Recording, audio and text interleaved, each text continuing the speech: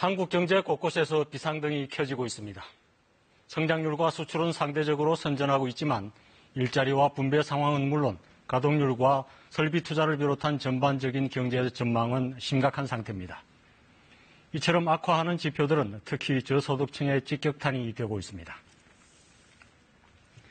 국가 경제의 근간이 되는 고용 사정이 역대 최악의 수준을 보이고 있습니다.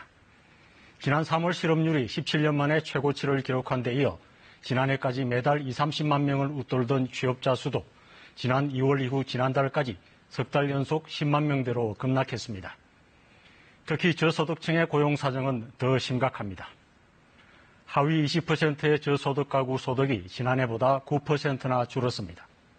고소득 가구와의 배율이 5.95배로 역대 최악의 빈부격차를 보였습니다. 설상가상으로 하위 20% 가구가 정부 등으로부터 받은 이전 소득이 근로소득을 사상 처음으로 넘어섰습니다. 저소득층의 고용 사정이 많이 악화해 정부 재정으로 버티는 비율이 그만큼 높다는 방증입니다.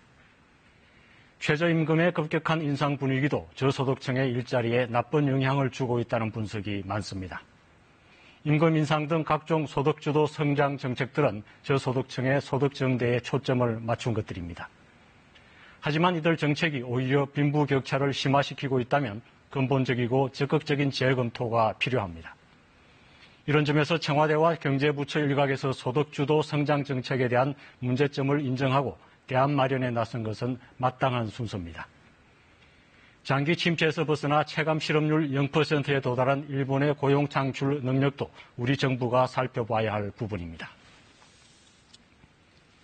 소득주도 성장은 경제의 체질을 개선하고 양질의 일자리를 만들어 삶의 질을 높이는 정책입니다. 하지만 현장과 동떨어진 정책은 성공할 수 없습니다. 최저임금 인상과 비정규직 문제, 근로시간 단축 등 정책의 일관성 못지않게 부작용을 호소하는 목소리에도 귀를 기울여야 합니다. 소신보다는 정확한 진단과 정책 수정을 통한 돌파구 마련이 중요한 때입니다. 뉴스 SL이었습니다.